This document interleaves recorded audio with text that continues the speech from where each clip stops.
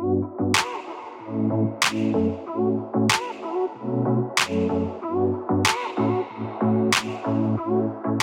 excited to be here with Cameron Uganec, the head of marketing for Later. Cameron, do you want to introduce yourself? Maybe give us a 30, 60-second intro?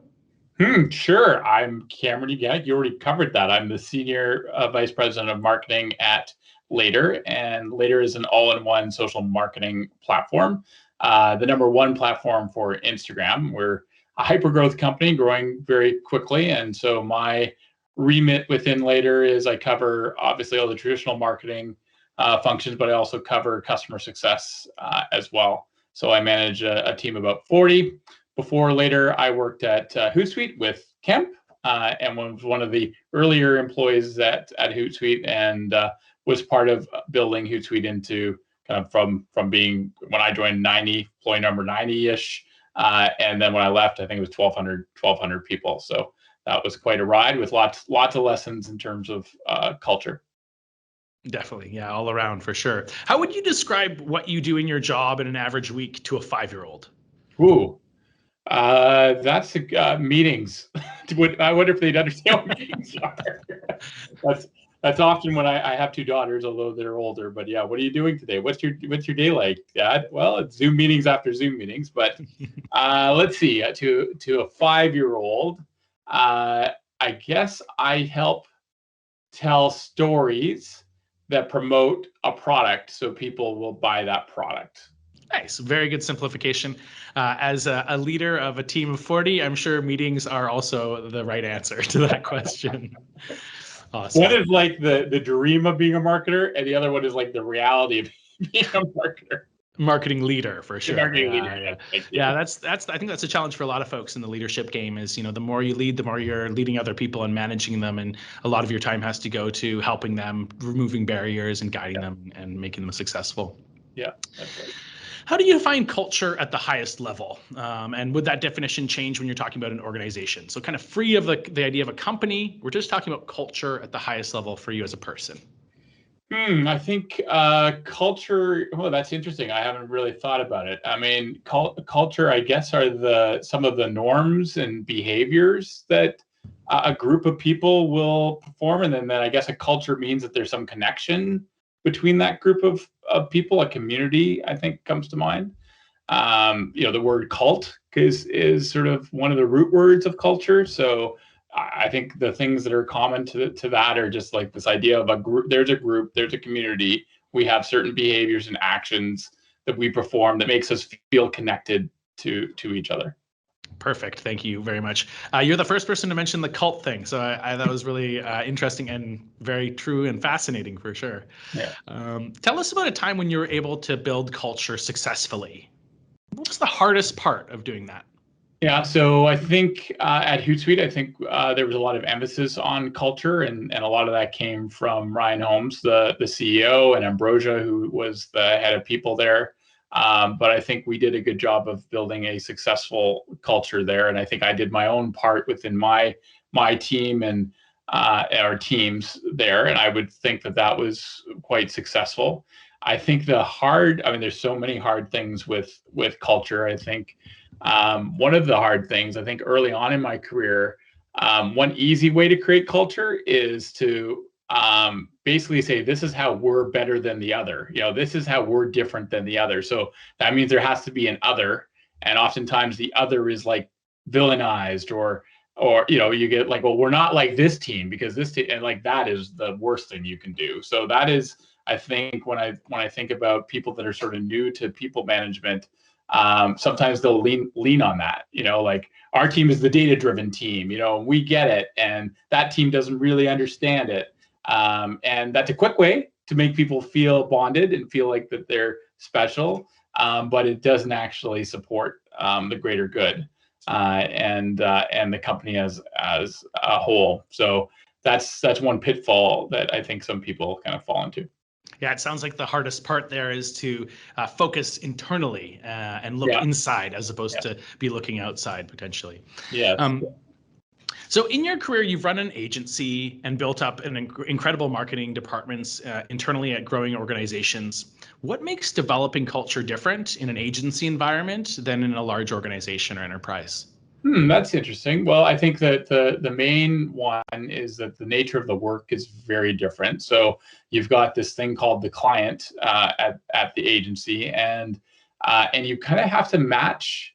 In many ways, your teams have to match that client's culture, their pace. And so with an agency, you constantly are being you have to be very agile and sort of morphing based off of the client you're working on. So that's one thing. There's a lot of similarities, though, particularly when you're thinking about marketing teams internally versus agencies. And the way that a lot of SaaS companies run and the teams that I built, oftentimes will build an internal agency within the marketing department, not really using external agencies. So I've adopted a lot of things that I learned through, I guess, 10 years in the agency business, around the idea of the importance of great ideas, the importance of creativity, the importance of really good brainstorming and collaboratively coming up with that, and the power of new ideas, and that really is the ultimate goal of the team, right? Is to continue to come up with new creative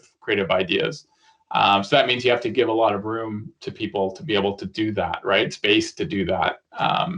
And you have to, that really speaks to sort of a cultural thing, because that can run counterintuitive to somebody who's really just thinking about the business outcomes. You need to be like, well, for us to get there, we need to create a culture where people can feel comfortable in coming up with new ideas, and that you have put this emphasis on creativity and risk taking. Nice. It sounds like in the agency world, you're kind of this chameleon of sorts culturally, where you have to fit in with your client.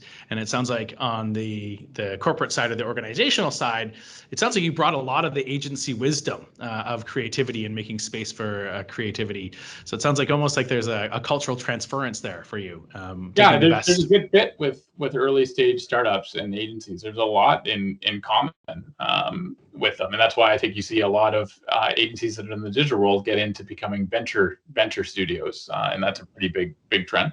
Yeah, the venture studio trend is really exciting. It's something that I've been picking up on myself, and really gets me going for sure.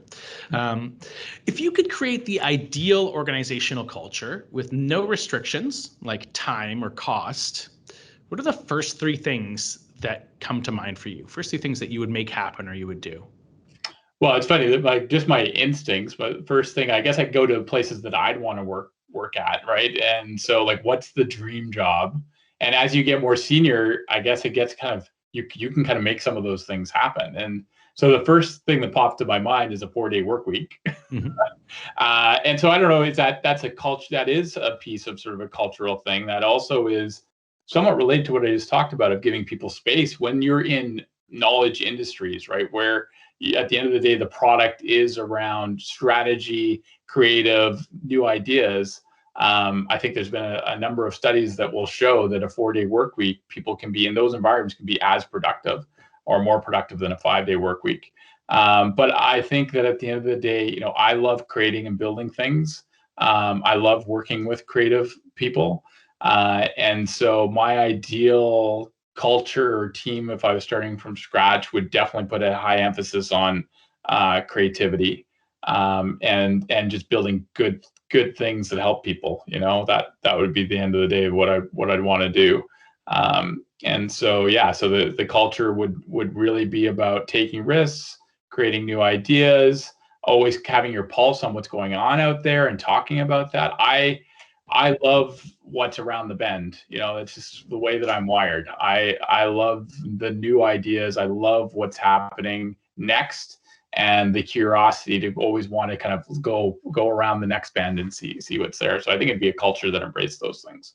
Awesome. I was hearing recently that Iceland did an experiment around the 4-day work week, where they had a certain percentage of organizations doing that, and then they measured productivity differences, and they saw little to no change. Of course, there's some industries where there's some requirements around being there, and they're actually shifting even more organizations to the 4-day work week. So we're seeing lots of changes in that space for sure. Imagine you're speaking to somebody who is the leader of a small growing organization. Maybe it's around 20 employees, and based on investment and growth, they expect to hit 100 in the next 12 months or so. What are the two of the most important things that you would tell them regarding managing growth at scale to stay true to their values? Well, I think one of it is how important those first 100 hires are. This is kind of a rule that I think most people now recognize, that especially if you're in a high growth company, and it sounds like in this scenario that group is, that I would over invest in the hiring process and take your time to make sure that you're hiring the right people, because those first 20 are going to be your core, but those first 100, if you're going to get even bigger beyond that, that is your culture. Like the attitude of the people that you hire. Sorry, my dog's barking. They really will set the tone, right, as the organization grows in terms of what the culture is. That is probably one of the biggest things you can do as a small organization in terms of like, how do I create a great culture? It's like hire the right people that have those values inherently in them, or have those interests inherently in them. So my advice would be to like double down in terms of the time and investment on hiring the right people, and to look at less so skills and more so attitude. Yeah, and that's actually something that a lot of people have shared in these interviews. One of the key things is culture is made up of people. So you're to your point, you're 20 or your core, and you're adding 5x or 4x more to that, the culture is going to shift and change, right? Those 80 people are going to bring in some of their own energies and their own culture. But if, to your point, if you have a value match, you're not going to lose a lot of that core culture. Yeah, and related to what I was mentioning in terms of like taking your time, there also is a rule of thumb to say over 100% growth, you're probably going to start breaking the org in a year. And so I'd watch that. Going from 20 to 100.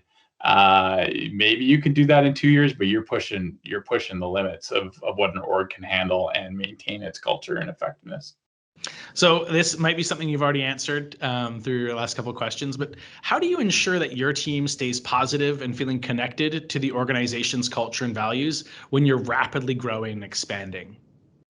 Yeah, so I think one is hiring the right people that have that same values. I think it probably is to not treat culture as an afterthought, to be intentional about your culture. And so in the onboarding process, that there's a conversation that happens about the culture that goes beyond like, here's our list of 5 values. And what you'll find in lots of organizations, those 5 values are kind of like the same. And so is that really speaking to what makes us special and makes us different? So I'd say that through onboarding, that you're going to want to invest and really explain how the culture is different here. I think that's the question when I talk to other organizations, is like, what makes you special, or what makes you different in the space that you're in? And you can even list those competitors, and that's the interesting part. The other thing that's interesting through COVID is that the one thing that I could do as a quick check on the culture of a company is you walk through the office, and in early stage companies, once you walk through the office, you're like, oh, I get it. Is it playful? Are people smiling? Are they laughing? Are they quiet? Are they separate? What's the decoration? Did they spend money on the office? Did they spend no money on the office? And then I often find you go in and you talk to the CEO or the founder, and the office is a direct reflection of them. Like if they're design focused, it's they've spent some money on the office. It's kind of interesting. And then through COVID, you haven't been able to have this sort of hack of being able to see the office to kind of understand what the culture of an organization is. Yeah, too true. No, that's I'm just thinking back to my walking through so many offices and seeing all the different things that are there. I thought of desk tchotchkes the most, just because that's like one of those things where if there is clutter on desks, it's a different kind of environment than if there's nothing, or if those things are verboten. Yeah, for sure. Yeah. How do you ensure? When you think of poor organizational culture, what are the first few things that come to mind?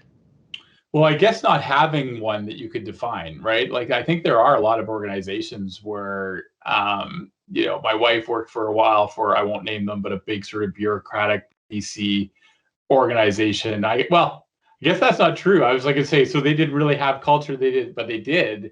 And it's sort of negative things. It's about resistance to change, I guess. there are culture, bureaucracy is everything. Survival is everything. Long-term survival of your own career is everything. So there is a lot of organizations that have negative cultures, but at the end of the day, it's still the same sort of definition where culture is about behaviors, right? At the end of the day. So it's really easy to have poor culture, and that probably starts from the top down. Yeah, definitely. You're making me think back to a lot of the other interviews. One of them was really interesting because it was their best cultural experience and their worst cultural experience were with the same organization.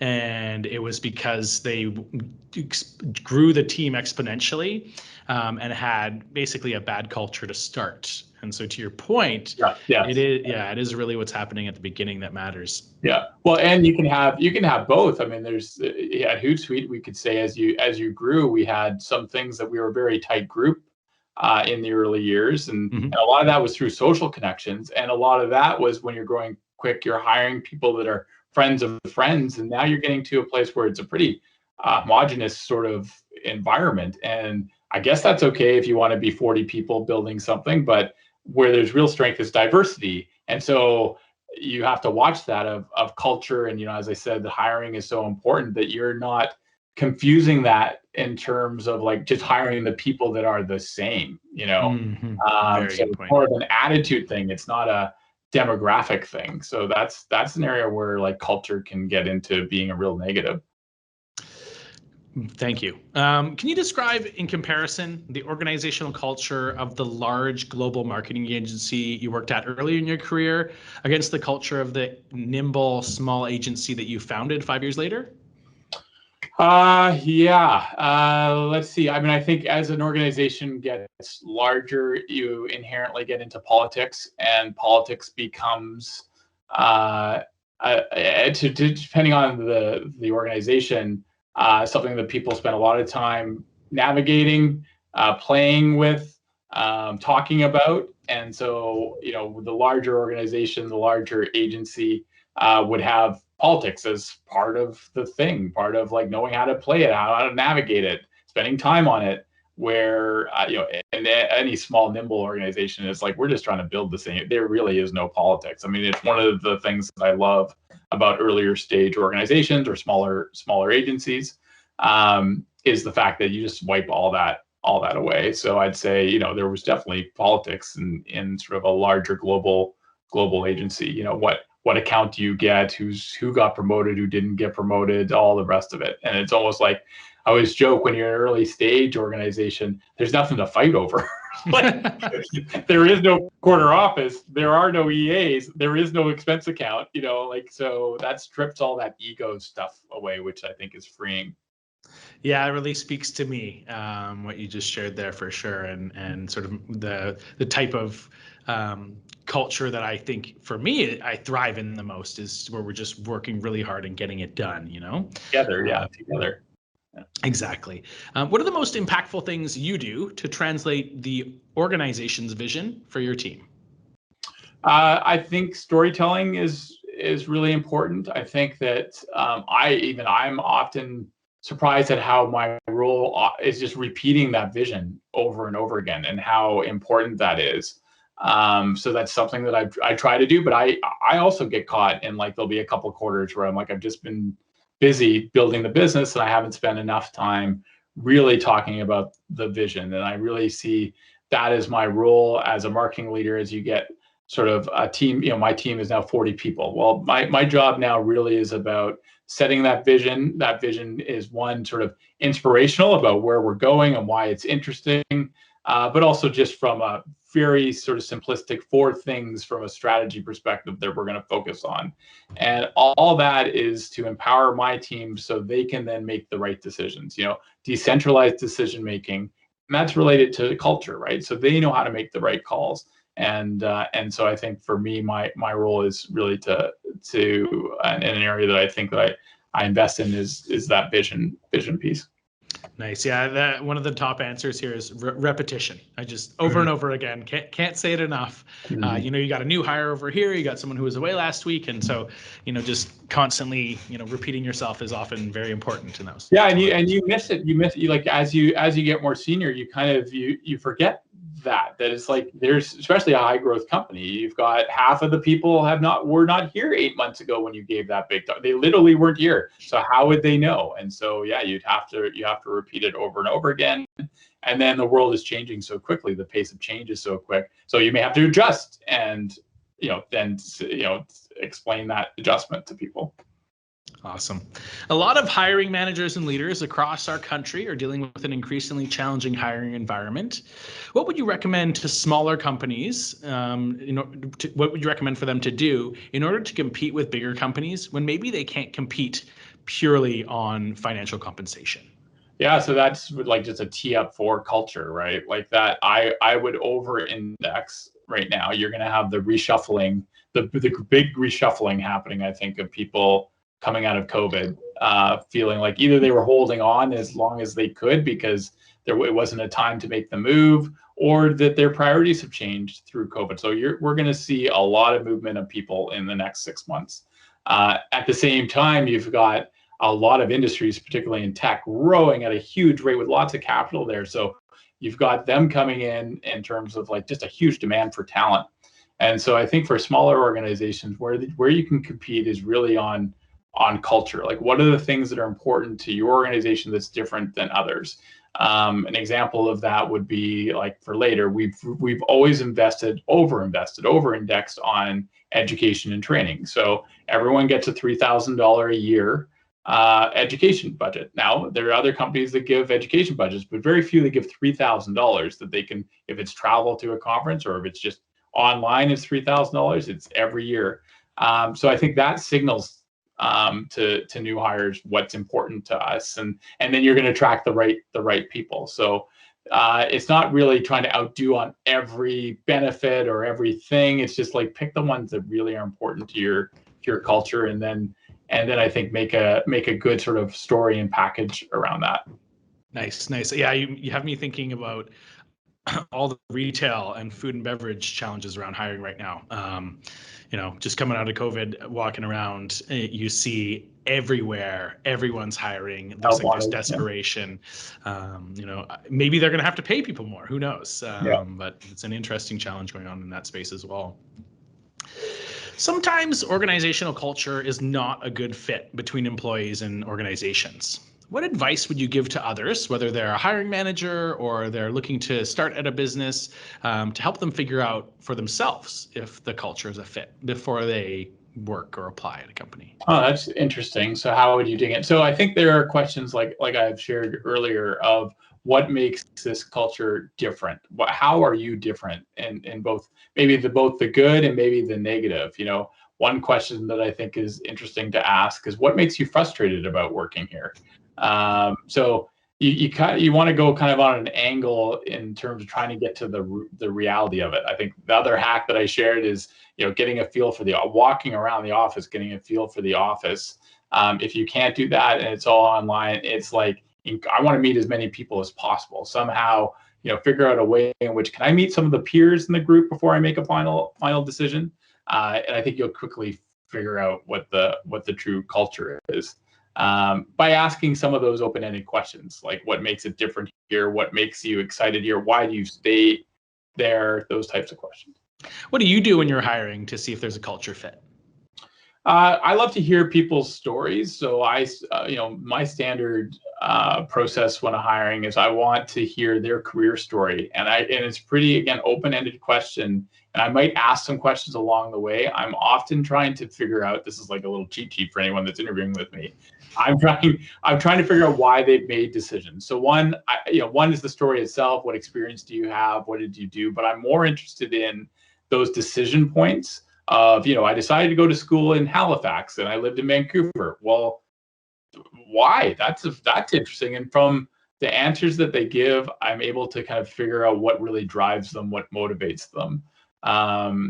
I will also ask questions like, what do you want to be when you grow up? Like, I really, those are questions of trying to get at, like, who are you who are you really?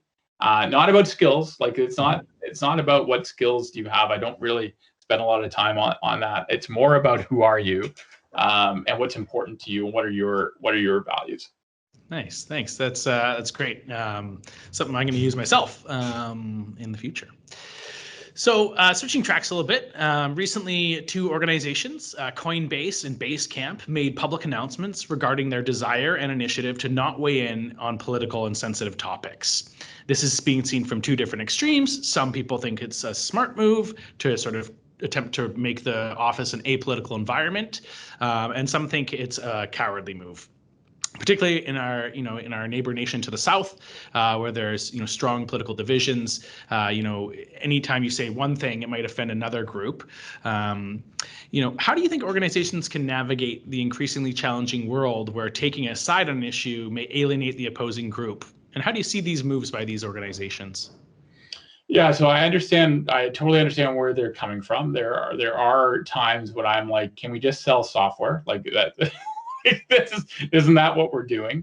I think, this again speaks to having a strong defined culture and strong defined values, because I think they're going to one end of the spectrum. Totally understand as businesses why they're doing it. I just don't think that's possible to go to that far part of the spectrum of like none. There would be none. I do think on the other end of the spectrum, is it every brand's responsibility to speak up on every topic on social?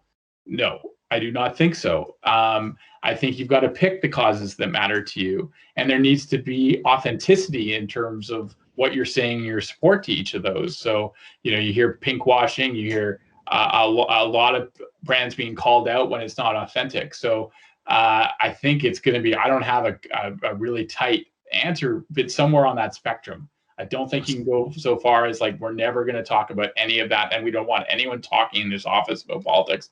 But I also think things can go way too far where you're expected to have a stance on every issue.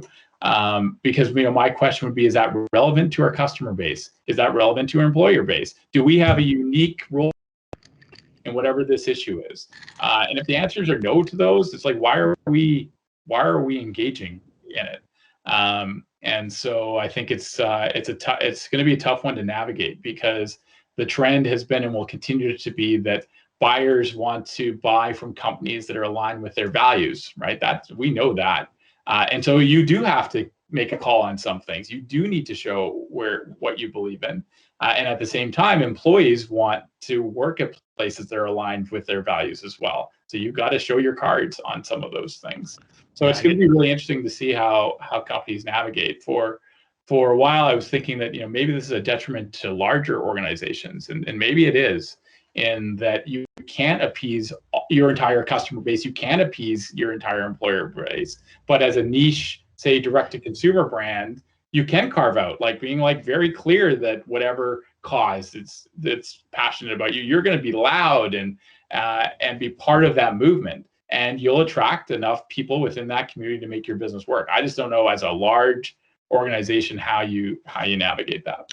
Yeah, I agree. The biggest, hardest one I think of is just a large CPG, like massive consumer brand where everyone's your customer. Like, that's what I'm thinking about. Yeah, exactly. Mm-hmm. Awesome. So I'm going to ask you to get in your time machine with me here and go back into your history a little bit, and start off by telling us a little story about being a more junior team member where you had an experience with bad organizational culture. What was it like? How did it make you feel? And what did you learn from it? That's okay. Let me go back. Going back far. I think that there's been a couple of times when I've joined little agencies where the founder is like deep in the business, and really the culture is their culture. And for me, I'm like, it is so important that how do you deal with it? You leave. Like if it's a small org, and that is it's just what's important in that org is not what you believe in. I think you have to leave. There's no other way around it. And so, I can look back on experiences that I had that I, maybe stayed too long and probably didn't do the due diligence because I was naive, or maybe, it was the pay that attracted me, around making sure that we're aligned. You're having me have some deja vu right there. So I appreciate the good story. Tell me about a time when you were a junior team member and you had an experience with great culture, good culture. What is it like? How did it make you feel? What did you learn from it? Yeah, kind of related to what I was sharing earlier. When I spent some time in San Francisco quite early on in my agency careers, and I remember the recruiting process where I got to meet the managing director of this big San Francisco agency. And this was after I'd gone through the other rounds, and my final round was with the most senior person. And I guess I've actually adopted a lot of what he was doing. He just wanted to get to know me as a person. There was no hard questions. It was very conversational. And at the end of the conversation, he said, "Why don't you come play with us and make some new ideas? Why don't you come play with us and play with ideas?" And I'm like, and this was after I had not been in the agency world. I had been working at Xerox, very sales-driven culture. And for me, this was like, I didn't even know this was possible. That's what a senior person would be, that they were in the business of ideas, and for things that are important to me, that was like, again, music to my ears. And then being able to join that agency, and for the first time working at a larger agency and be surrounded by creative, smart, digital people. It was like a kid in a candy store. It was like I found my people, I found my place. Awesome. So yeah, it was really powerful. Did that leader end up being a mentor to you in your career? No, not really. I mean, we didn't end up working very closely together. It's funny how you kind of pull some things from people. He's someone that I respected. He just was more so senior, and I was so junior at the time that I didn't have a lot of interactions with him. But I did, a lot of the relationships that I had working in San Francisco, the agency, I still keep today. They're nice. They're still friends of mine, and we keep in touch. I only ask that because almost every time I ask this question about the good culture in the junior, is a mentor comes up. A mentor. Early in my career, and this person, they brought me in and they taught me so much, and it's just so important and incredible to know that, as a leader of a junior employee, that's kind of your objective, right? Is how do I mentor this person and shepherd them into the future? Yeah. Awesome. So I'm going to ask you the same questions, but as a senior team member. So why don't we start with good culture? You're a senior team member. You enter a great culture. What was it like? How did it feel? What did you learn from it? Yeah, I think another type of experience as I got more senior is I ended up working for a company called IntraWest. And many years ago, that was one of the big kind of cool employers in Vancouver for those across Canada. So IntraWest owned Whistler and owned Blue Mountain, and you owned Tremblant, and then worked with all kinds of other resorts around the world. So it was a really kind of cool industry to be a part of. But again, I had the same feeling there, and I joined a division of them that's called Playground. So it was all around playing, and it was selling resort real estate, marketing, selling resort real estate. And what I learned there and really taken home is the concept of strength-based coaching. And so that a real light bulb went off, because I always felt like, there's some things that I'm very strong at, and some things that I'm not very good at. So in the agency world, if I was partnered with the right project manager, we could do great things. If I was asked to be an account role where I also was the project manager, terrible things would happen, because I am just not that detail-oriented, process-driven person, but I'm good at all the other stuff. So when I joined a culture at a company and I was more senior and really embraced this idea of strength-based coaching, and that became part of the culture of saying, we just want to identify the things you're good at, and we'll craft the role around what you're good at. It was another one of those things. I'm like, this is this music to my ears, as opposed to working on your weaknesses that you're never going to be great at. And so that's something that, when I'm building cultures, that's kind of a pillar for me, is that I build this strength-based sort of coaching approach for my teams. Is that from the strength-based leadership model? There's a book and like a survey that people do? Yeah. So that follows the same one. Marcus Buckingham also is a big proponent of it. Yeah, exactly. Yeah, it really, what you're talking about there really reminds me of when you're marketing or selling to a market, an audience, and your team really wants to go after the people who you have to just sell on the concept or the idea first, right? Like, I think back to our time at Hootsuite, and when someone came and said, well, I pitched to this customer and they don't even believe in social media, and they'd be like, oh, I got to keep trying, and I was like, if they don't believe that this powerful communications tool is going to drive their business forward, how are we going to be able to sell them on a way to do that? You know what I mean? And so it really makes me think that, to focus on the people that are most likely to become your customer, or to focus on the people that are most likely to be your best employees and your best team members, for sure. But it's even, on this, it's really focusing on what does Kemp do great? What is he like where you just nail it, right? You have some special gifts, and you do, because I know you well, that you're really good at. And let's make sure that his role is doing those things and not the other things, because if you focus on those strengths, that's the stuff that you're reading about naturally. That's the stuff you're drawn to naturally. That's the stuff that you're going to do at 6 o'clock at night, not because it's work, because that's what drives you. That's what you're interested in. And so you get so much more out of people, and they're happier. They're happy. Definitely. Awesome. So we're coming to the end here. For the second to last question here is, how do you professionally develop? What books do you read? Are there podcasts that you're all about? What websites are you always on? What stuff can people consume that you consume to get better at their craft as people leaders and marketing leaders? Yeah, I'm terrible at this answer when I get asked. I apologize to all the viewers. Okay. In that my answer often is my social feed. So I guess what people can do is you can see on Twitter who I follow, and just follow the same people. There's certain, not from a culture perspective, I'm not sure if I'm following anyone. A lot of this I'm doing, I'm doing on instinct a lot of times. And even when we were prepping for this talk, I'm like, I do things that I'm not even aware that I'm doing them. But my social feeds, in terms of I think that's where I'm pulling a lot of my stuff from.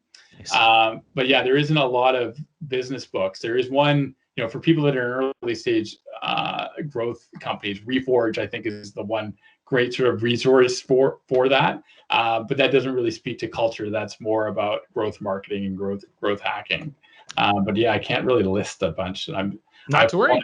To all the great people out there. You should follow Peter Reek from previously at Smart and Savvy. He is great at pointing you in the right direction of the right books. Nice. And I remember when he asked me this question, and his face just went white, and like, what? You don't read a bunch of books? I'm like, no, I'm sorry. I think for me, this question is less about you providing resources and more about you explaining how you stay up to date. You know what I mean?